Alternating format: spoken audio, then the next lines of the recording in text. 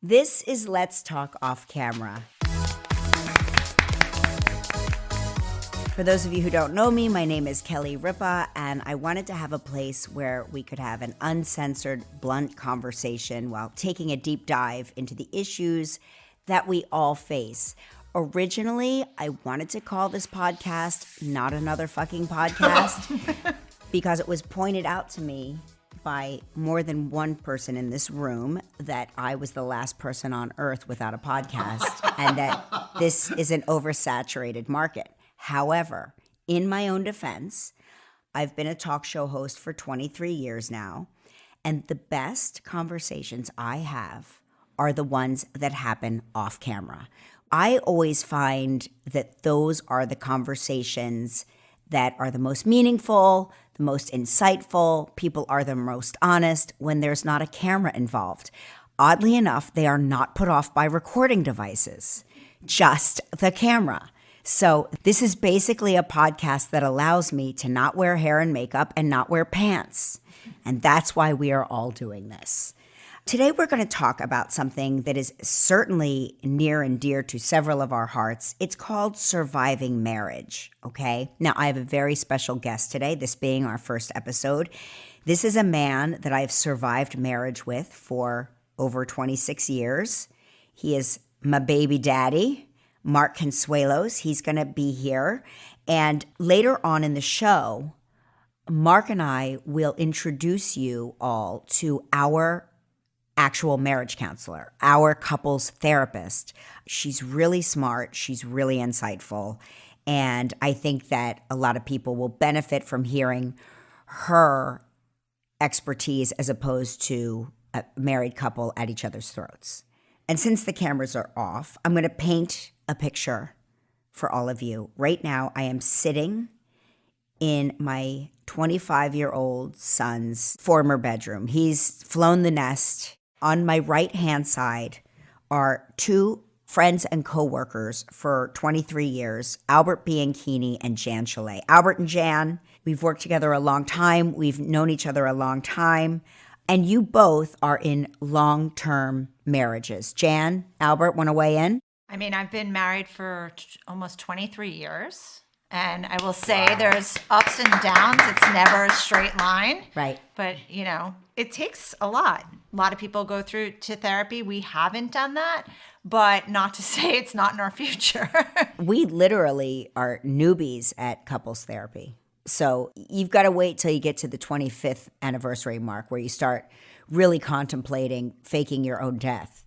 You know. No, I think like there's definite periods of times where I didn't like him that much, but I always loved him. Like I've never pictured my life without him. Yeah, that's a common theme. Albert, now you're not married. Not married. You've been in a relationship for how long? 22 years. 22 years. So we're all lifers. Yeah. Now I recall, I'm going to take you back in time. Mark and I had gotten a rose trellis, and we were really proud of this rose trellis. And you guys came over to see it.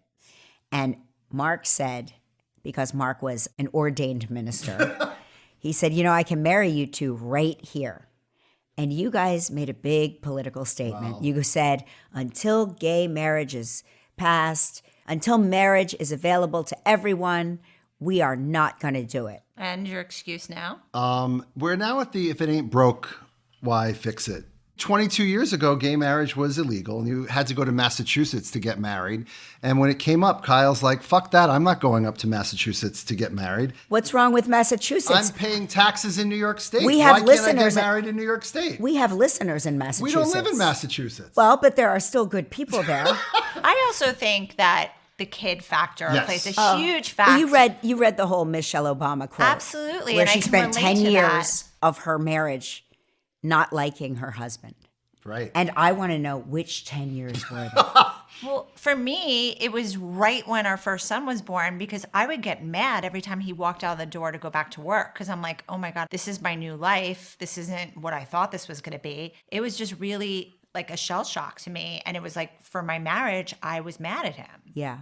I said that too, that my life changed 180 degrees and Mark's did not change at all. Everything went on business as usual, play as usual, vacation as usual.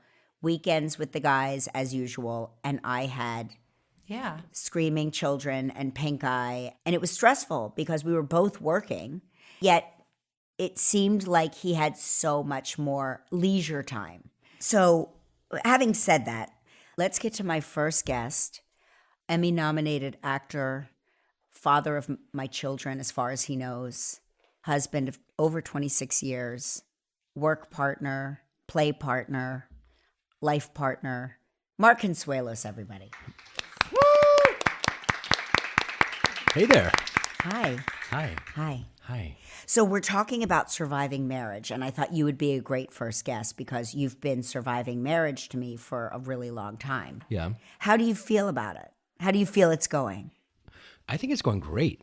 I overheard some of the previous conversation about when we first had kids, and I agree. I definitely had a lot more free time. I think I learned that yes doesn't always mean yes. Sometimes yes means no. You were like, fly, go, do what you need to do. But Yeah, but I never really meant you that. did not mean it. But I will remember one time when the kids were young, and specifically Joaquin. He was our third child, and he just stopped breastfeeding, so he was not sleeping through the night still. He was getting up to feed, but it was time for him to stop getting up through the night. Mm-hmm. And you went on a remote to Chicago for a few days. And so you left, and it was just me and Joaquin. And I looked at him around bedtime, around 8 o'clock at night or whatever bedtime was. And I said, dude, I'll see you tomorrow.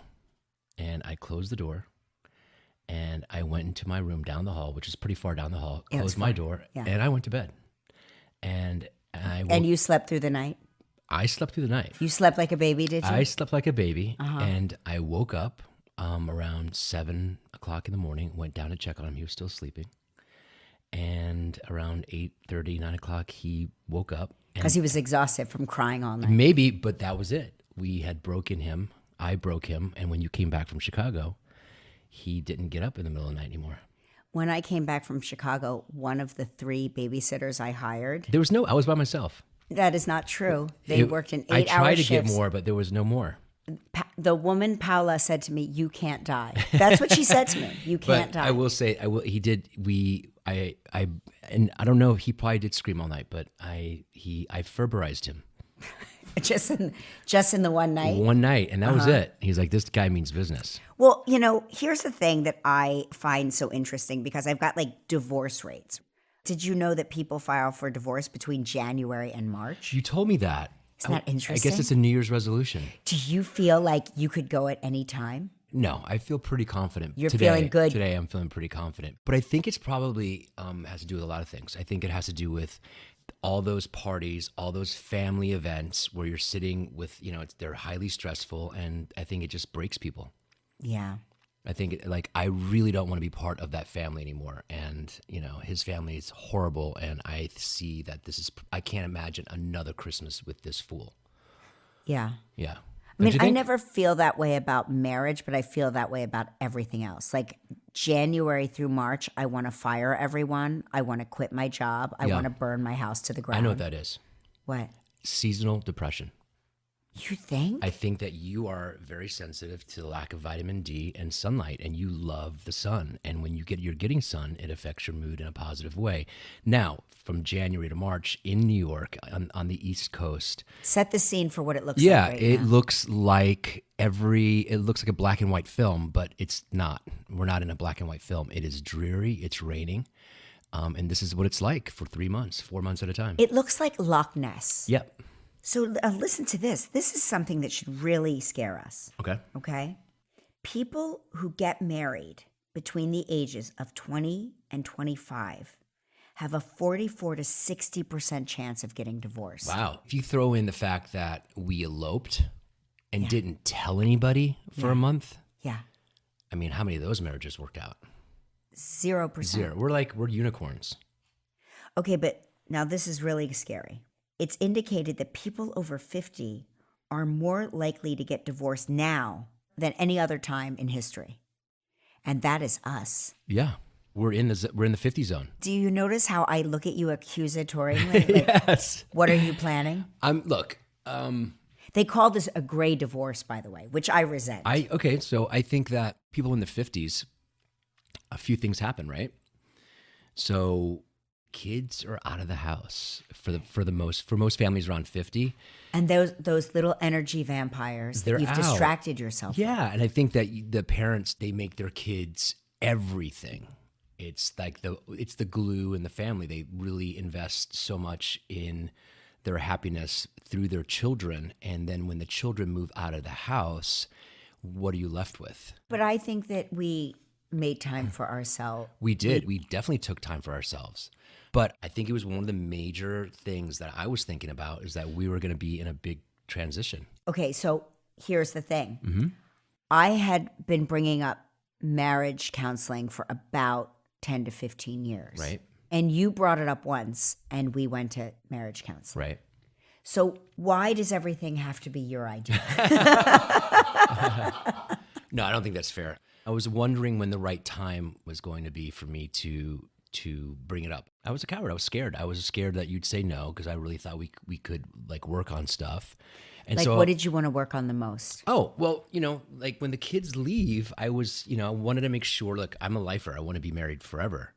But I think that once the distraction leaves, you are left with the two people, you and me in a house. And wouldn't it be great to get past some of the things that we've been bumping up against for the past 26 years? Like what? Like, Something yeah, specific. just how to better communicate. It's nothing specific. It's kind of a We're general. we're bad arguers. Bad arguers, communicate better. Yeah, it's like we have ups and downs, Yep. and everybody has ups and downs, but it's never just like even or flat. Right. And I was thinking like that's like a heartbeat, right? It's Right. up and down. If Right. you're flatlining, then it's probably dead, Right. right? Yeah, I agree with that. Although I do like when it's mellow, and I don't like drama. I definitely boring. I would go towards boring any day of the week. Are you saying I'm boring? No, but I don't need excitement. I don't need that kind of excitement. I don't need to have makeup sex? Makeup sex. Like that's not that. I'd rather not do that. Although That it's is fantastic. fun sex. Yeah, it's fantastic. Yeah, that is a good kind. Yeah. It's a good kind to have. Yeah. What do you think about?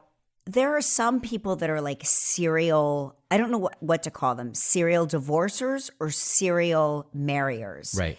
People who get divorced a lot. Like I'm looking at, when I was doing some research for this, Rupert Murdoch popped up. Okay.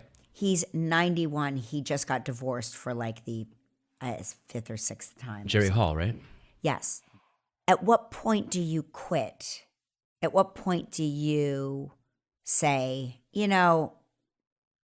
I'm either going to get married and stay married until the end? What's my idea of like, Yeah, like- if for some reason you went completely insane and decided to divorce me, that would be it for me.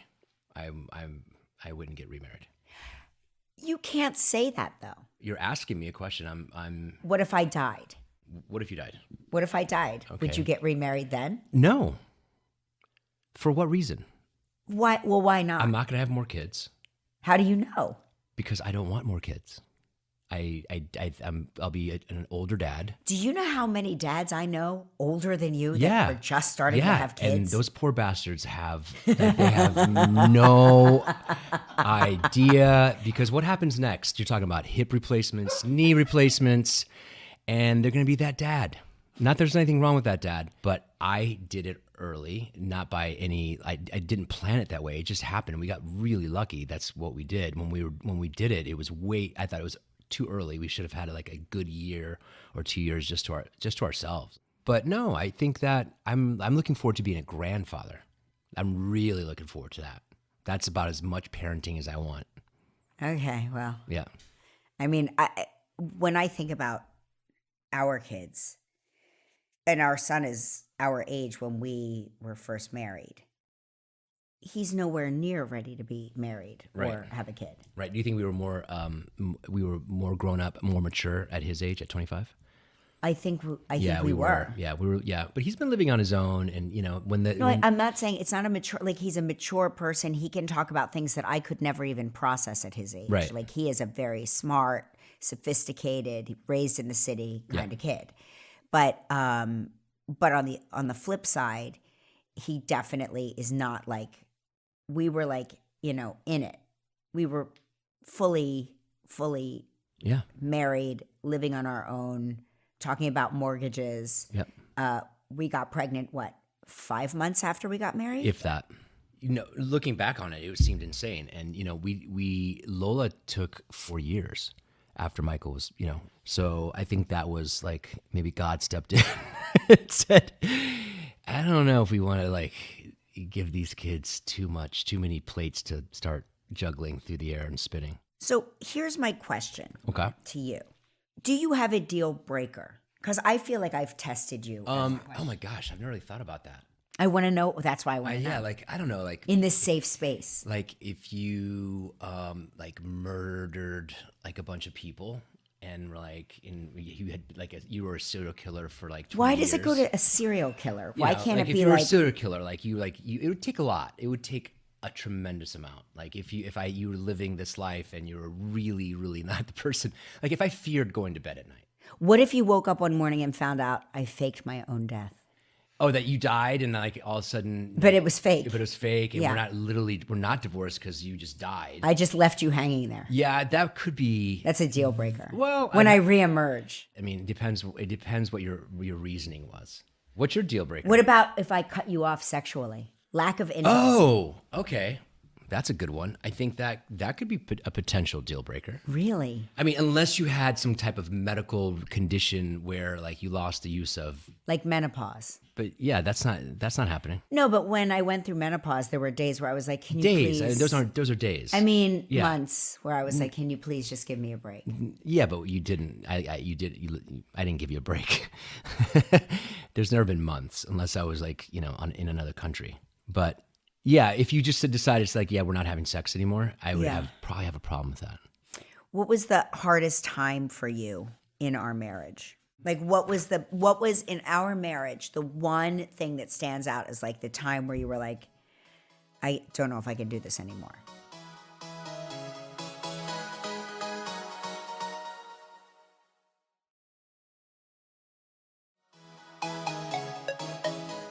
So in our marriage, the one thing that stands out is like the time where you were like, I don't know if I can do this anymore. Gosh, can you think of one? Sweetie, I can think of like 12. I can think of 12, but I don't. I think that it always gets better. Like if you just communicate and talk it through, there was not. I mean, literally, there's nothing that's insurmountable. When you.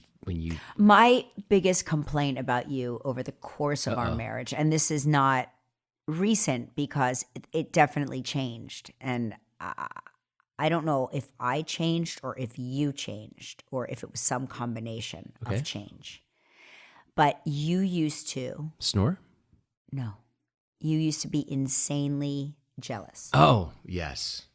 And that was a hard Yeah. pill to swallow. It was really, it's very hard being married to somebody who is jealous. Yeah. And like you had jealousy of things that were not, like you had a perception of a scenario. Like, for example, best example ever. It was our first week of marriage because we didn't take our honeymoon Right. until like a And I month. was working. You were working, and I went to visit you in Boston. Yep. And we went to this Italian restaurant, and the waiter was like a very cute old man. He was definitely in his 70s, if not 80s. Right. And I remember this. he said to me, he leaned down and he said, and for the principessa, do you remember? Right. Yeah. I got upset. And I thought it was so cute that this little old man called me a princess. Yeah. And I looked at him and I gave him my order in a very smiley way. And he walked away, and you picked a horrible fight. I with remember me. that. I Yeah. remember that. Look, at age 25, I was pretty insane. But that jealousy thing definitely followed me for a while. I'm not jealous anymore. I'm so grateful that you're not, Yeah. because it really is like, it was the one thing that I I don't pray for things or people or stuff like that. I just sort of like pray that in general things will work out Please, and be God, okay. don't let him be jealous. I would just be like, please let him Yeah. lose this personality flaw. It's such an character flaw. unattractive. It's not even a personality flaw. It's a flaw of character. I agree with you. It's a character flaw. It's ugly, and as ugly as it feels to the person who has to be on the receiving end of it, it's such an ugly feeling inside. Because if this is any consolation, you know you're being crazy. The jealous person knows that this is wrong, and it's ugly, but they can't help it. And So what changed is the question. I don't know. I think, I wanted to do some work on myself. And that was one of the major things that I needed to work on because it was getting in the way. So if there was something that you could change about me now or could have changed about me then, what would it be? Because that's the one thing I would have, I would have been like, if I could have disconnected that part. Gosh, you haven't done this in such a long time. When you're pissed off on the phone, you hang up. That's so bad. Yeah. It's so bad. Yeah. The person, and sometimes if the person's like, let's say in Vancouver, and then you don't pick up the phone for like, a day, Yeah. a day and a half, it's quite unsettling. Yeah, I know. That's a byproduct of how I grew up, though. Yeah. I come from I come could from a play family of famous hanger-uppers. I would say that's the one thing that sticks out. But you haven't done it in a while. I know. Well, because I know why. I think one of the great benefits of going to marriage counseling, Yes. especially when things are good, yeah, and you want them to get better, right? yes, Is that the old habits and the old behaviors that you kind of hung on to. I thought twice about doing them because I knew that within a week or 5 days I would be accountable to somebody, and that person would look at me like, "You want to explain that?" right. Since you brought up marriage counseling, I think that our audience would benefit from speaking to one of the great clinical professors of psychiatry I agree. at NYU School of Medicine. She has actually been listening to our conversation this whole time. Poor woman. So let's bring into the conversation our marriage counselor herself. It's great to see you, Dr. Linda Carter, everybody. It's great to see you, Kelly and Mark. Yeah, hi. So, Dr. Linda Carter, we want to explain to our audience that you are Linda Carter with an I, not a Y, and not the actress who played Wonder Woman on the 1970s TV show. Is that correct? It's correct, but I still live in her shadow. You know what? We disagree. We think that disagree. you have all the superpowers. Yeah. So we've been talking about surviving marriage, and I want to go back in time. When you first met us, we were doing our sessions kind of like today, like over Skype, Yes. right? But when we first came to your office for the first time, and I should say, her office smells like gardenias. It does. You're sitting in a gardenia bush. Is that a Yes. good description? I love it. I love it. So when you first met us, we first came into your office and you saw us in person. Did you spot any red flags? Was there anything alarming about us initially that you said these two are headed for the dumpster fire of divorce? Not at all. In fact, you crossed your legs you sat next to each other and crossed your legs towards each other, which is a sure sign. It seemed as though there was a lot of warmth and humor and closeness and caring. I mean, that came through very quickly. And those are some of the things that I look for. How much energy and effort is going into the relationship? And from the beginning, I felt that existed for the two of you. So we're talking today about the gray divorce, or people who are older and get divorced. And like Mark brought up earlier, although we don't have any outstanding or overt problems, we want to prevent them, right?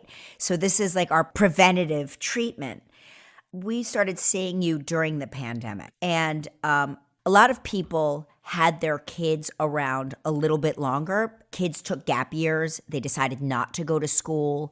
They hunkered down with their parents. Like, we got all of our kids back. So we were like surrounded by kids, but then they left again. Did you see an uptick in couples that you were treating that went their separate ways as a result of the pandemic once the kids did clear out, or in general? You know, I think it could go in one of two ways. The pandemic had that effect where good marriages improved. I mean, people enjoyed greater amounts of time with each other, being together, 24/7. Their moods improved, their feeling of connection improved. So that's with the basis of a good marriage. If there are underlying issues, then things came to the surface and became problematic. So I think it depends on the state of the marriage. So if you were good, it got better. I agree with that. We actually, because of the pandemic, spent the longest time together than we've ever spent in our marriage in total. But then soon, like after the first wave, I went back to work. I was stuck in Canada for close to 10 months, and we saw each other maybe 2 weeks over 10 months. So I agree with you. I think if things are good and you're with each other, and I think it can be true also when you're apart. If it's a good marriage and a strong marriage, it can withstand that, because we were gone. We've never spent that much time apart. I was going to ask you, how did you survive that separation? How did you stay connected? We would FaceTime. Were there rituals that you followed? Yeah, there were definitely rituals. There were rituals. We had, can I tell you something? We had sexual rituals that were so ludicrous. No kidding. Over FaceTime, but I became so alarmed at my appearance over FaceTime that I started rigging the computer to hang from a ladder. I'm not kidding. I hung the computer over a ladder so that I could look up to Mark so that he did not have to see what gravity was actually doing. So you get really close to yourself in situations where you're separated from your husband for long periods of time. Yeah. I was seeing one couple who actually for several months had to be apart because one was working in London and the other here in New York. And they developed several rituals to stay connected. And one ritual came up as a result of a session where it was suggested that they each send each other an emotionally meaningful piece of music every day. Oh, and that really bridged the gap. That really kept them connected because they would respond to that and then talk about it. And it was just a way of staying connected during the time apart. Oh, that's beautiful. That really is nice. You would have been really good at that, Kelly. Well, do you remember I had bought us these bracelets? So Mark wears a bracelet, I wear a bracelet. And anytime I touch my bracelet, his bracelet in Vancouver would touch him. It would vibrate. I love that. And so where do you get that? It's called Bond Touch.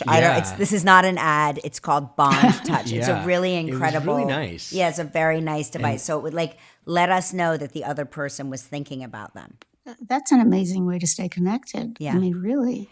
So how important is sex in a long-term marriage? Because during one of our sessions a few weeks back, you said to Dr. Carter that you had just recently figured out that sex and intimacy were two different things. Yeah. And it's one of those moments where I was like, really, dear? Recently? You just figured that out? I'm a little, again, one of my character flaws. I'm going to blame it on the fact that I traveled so much. And so a lot had to happen in the time that I was home. Sometimes I'd be home for a week, and so it wasn't so pressed, or 2 weeks, but sometimes I was home for 36 hours. And so you wanted to get it in. I wanted to get the intimacy in and the sex in, and so they became one and the same. They became one and the same for such a long time. It's different for different couples. I mean, some people are very sexual. Maintaining that sexual connection becomes very important. So the main thing is staying attuned to each other and listening to each other and empathizing with each other. Have you heard anything about the Harvard study of adult development? So it was an 85-year study where they looked at personality characteristics and they could find things that would predict long-term health and happiness. it's fascinating to see, but the couples, the oldest couples who are now in their 80s, they would call these couples every night and say, what did you do today? What felt good? What made you happy? And the married couples with the best relationships would say, I spent time with my wife or husband. We gardened together or took a walk. So at time together, energy spent with each other was a strong predictor of longevity, health, happiness, well-being in so many ways.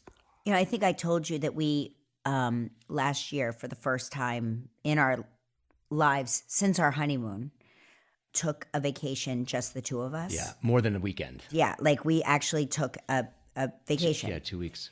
And our favorite thing to do was we would go to this coffee shop called The Butcher and the Baker. And he and I would go and sit on this bench in the middle of town and watch the sunset. We didn't say a word. We were just holding hands, drinking our coffee. Sometimes like people's dogs would come up to play with us, but we would just sit there and watch the sunset. And it became every day. Became our everyday thing that we did. I think I can speak for both of us, the happiest and the most satisfied we had ever felt. It's a powerful ritual that you developed with each other. First of all, holding hands in a committed couple, it reduces the whole fear adrenaline system. So it creates a sense of peace and calm.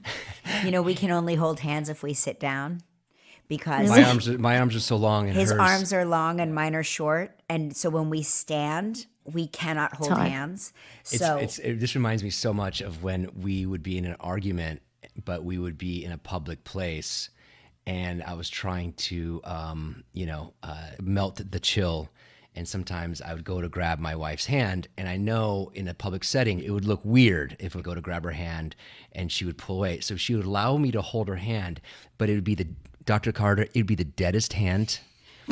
It would be like holding a dead hand. All life was out of it. So I agree. I think holding hands to me, I knew like we're done arguing about something or we're over it when she would actually like hold my hand. And you're right. It made me feel safe. It's scary when someone you love is angry with you, and I had to realize that that's okay. Like if someone that you love is angry with you, that's also okay, and you should give them space. And sometimes I wouldn't give her the space to be angry, and so I'd want to rush through because I don't like that feeling. Yeah, it creates a real tension. Yeah, and sometimes when people get into an argument, and there are 4 kind of communication patterns that predict really bad arguments: criticism, defensiveness, contempt, stonewalling, which means shutting down. So if there is an argument and it starts to escalate, because you can't think and your brain goes absolutely haywire when there is that much tension and you're in fight or flight, the best thing to do is to call a timeout, to agree ahead of time. We're going to just call a timeout, go to a separate room, whatever, calm down, self-soothe, and then come back together, and the relationship looks entirely different. We've made these deals, Dr. Carter, where we're like, we will, in times of calm, establish a safe word. Like if I say time out, that means I need a break and I don't want this to escalate and I don't want to say something I regret and I know that I get caught up in the moment and I don't want to be that person, so I'm going to need to walk away. And in an argument, it's as if I could say the safe word 1,000 times. I could throw the safe color in front of him, whatever the safe snack, whatever it is. It's like all bets are off. It all goes out the window. And he never like follows through with his part of the deal, which is, okay, I will let you walk away and cool off so that we can calm down and have a normal conversation. Having said that, how bad is it when I hang up on Mark?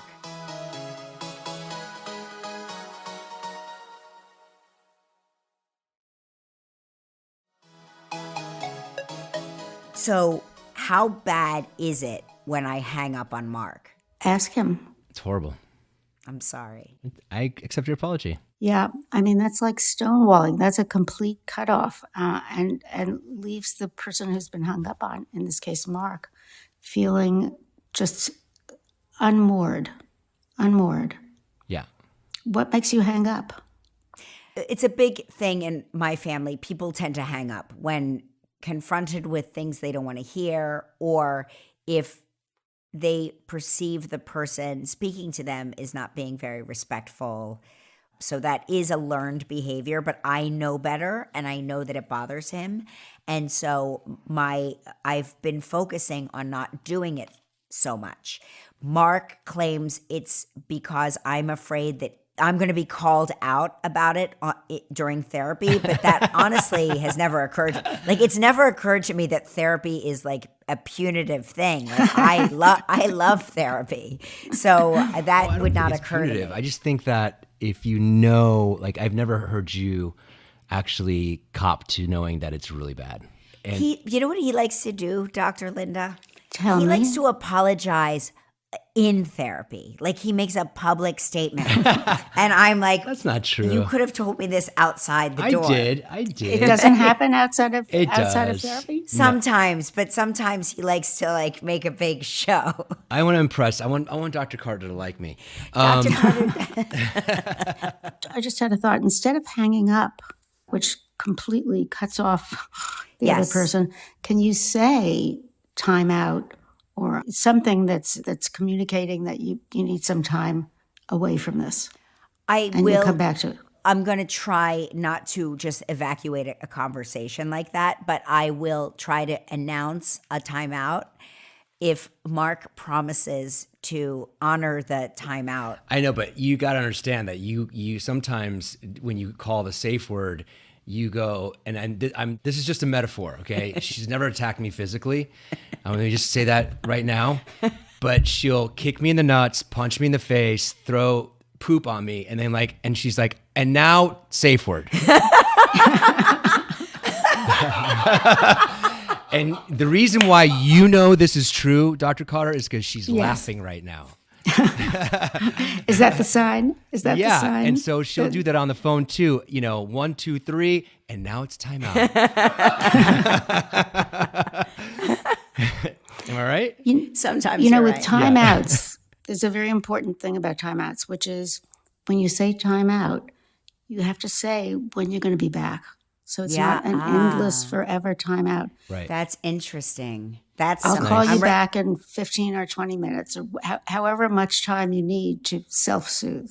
And the time. Do you see that I'm writing all this down? Because I like to be a good student. Yeah.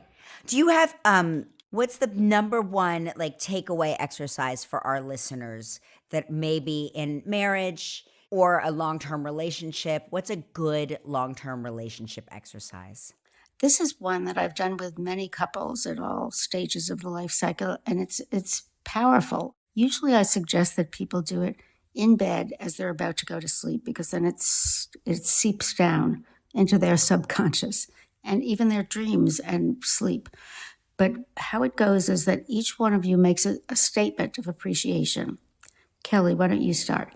Now, Mark does not respond, but after you finish your statement, he says, Kelly, I appreciate whatever. Yeah, I could do that. You want to try it? You ready? You go first. You're not going to fall asleep, are you? No. Because the mere suggestion that we do this in bed, I already see Mark is starting to get sleepy. Mark, I appreciate you always showing up and trying your best and really being a consummate partner in my work life, but in my marriage. You are a real partner, and I really am thankful for that. Kelly, I really appreciate how much you spoiled Joaquin and I this weekend. The food you made was fantastic. It was made with love and with care and concern. You took care of us in a way and took care of me in a way that was just it was beautiful. I appreciate that you go to these stupid wrestling matches with me. And I know you have no interest in it whatsoever, but you go with me because you don't want me to be alone. And I really appreciate that. So nice. I mean, you could each say just one thing and go back and forth. You're each listing 10 things that you appreciate, which is nice. We're It's very a- competitive. It's amazing that if you make a man pasta with sauce from a jar, he is like, feels spoiled. In heaven, Yeah. Yeah. I see it. Isn't that amazing? Well, Dr. Carter, I want to thank you very much for being in our pilot episode of Let's Talk Off Camera. Really appreciate you being here. You've given us tremendous insights. And I think this exercise, people, our listeners, will certainly try at home. We're going to do it, not in front of everybody else here. We're going to do it tonight. Let's do it. And we'll do it every night. Yeah. And That's I want to great. say thank you for also not only being in Kelly's podcast, but being in our lives. Yeah, we're very grateful. I appreciate that very much. So You know thank what we're for going to do saying that. tonight, Dr. Carter? We're going to come over when you're getting ready for bed. And we're just going to say that to you right before you go to sleep. I appreciate that thought.